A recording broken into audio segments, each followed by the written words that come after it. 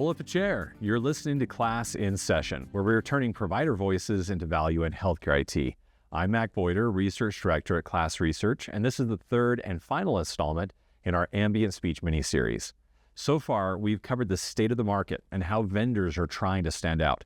I recommend going back to those episodes if you missed those conversations, but for today, our focus will be on what matters to many of our listeners, the outcomes of ambient speech.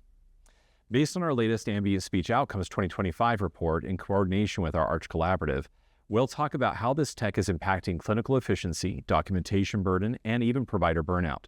If you're a healthcare leader trying to justify continued investment in ambient solutions or a vendor aiming to improve real-world results for your clients, this conversation is exactly what you're looking for.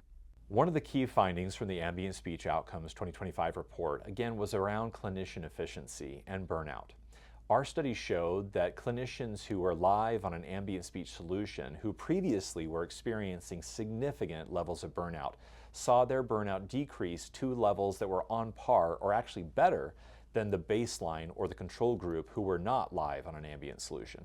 This is a pretty significant finding. And again, anecdotally through the industry, if you've heard of ambient speech or AI scribing or generative AI tools, you've heard about some of those impacts. But our data, measuring over 24 different health systems live on different solutions, validated that exact finding. And we were able to see, maybe for the first time, an industry-wide benefit of why ambient technology is being adopted so broadly and so fast.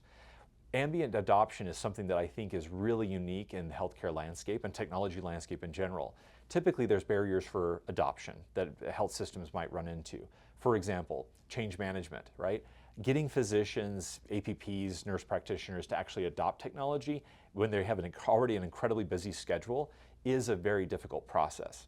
Another barrier for entry is IT lift. How many different projects are in the queue for implementation? Your IT team or your data governance team may be looking at that and saying, we just don't have the bandwidth to be able to implement. And then third is going to be cost, right? What is the cost of implementing this solution? When it comes to ambient technologies, one of the findings we came across was that there really are not those traditional barriers for adoption, and I should note disadoption or movement within the ambient technologies. In other words, those teams that went live or piloted certain ambient technologies from one vendor might have done multiple vendors simultaneously, just to kind of gauge the bake-off, so to speak, between the functionality, the accuracy, the quality of those notes. We also saw that, again, the change management, the training that's normally required for a lot of technology solutions wasn't quite as heavy because in most cases they simply take out their phone or device, start speaking through the process. Where the change management is necessary is for the purposes of articulation, meaning you might be doing a physical exam on a patient. And typically a physician, she may not be actually talking out loud saying, now I'm palpating you here, I'm touching you here, I'm finding this. But for the purposes of ambient documentation, the physician is now speaking out loud for the purposes of that capture. Again, this is an important topic we talked about last time on our last podcast about patient satisfaction and interaction. By being able to articulate, I'm doing this, I'm touching you here, I'm doing that, it provides a level of communication, but it also helps that patient understand, okay, this is what's happening next. This is what I can expect. This is why she is asking this or saying this. So again, it all provides back that feedback loop to the patient. And of course, for the physician, she can then go in after and provide additional specificity or other information there. Let me share with you something else that I think is really important. When we talked about those barriers for entry just a moment ago, the IT lift, some of those other issues around cost, these again are simply not quite as evident when it comes to the ambient technologies that are out there in the marketplace. And I think this is important because as health systems are looking to adjust or again add in new technologies, they have to be cognizant of those workload changes, of those cost differentials.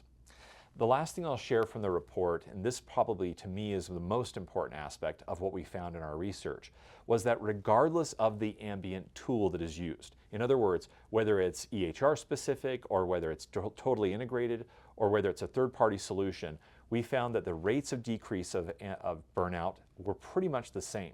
Where we see the differentiation is again around the level of integration, the level of the asynchronous ability to customize the notes to your tone, allowing a physician's voice to really come through in that reductive note back to the patient or in the SOAP itself. Thanks for joining us on KLAS in Session for this final episode in our Ambient Speech mini-series. We've looked at real outcomes from providers using these technologies. You can explore the Ambient Speech Outcomes 2025 report via the QR code in the show notes. And as always, we appreciate you subscribing and sharing your time with us. Coming up next, we're shifting gears to another critical topic in healthcare IT, cybersecurity. Our very own Jaron Day will be stepping in as host to explore how organizations are protecting patient data in an increasingly risky digital environment. Thank you. And I'll be addressing interesting insights and best practices for cybersecurity in healthcare. So be sure to pass this along. These insights are not just for CISOs or IT leaders.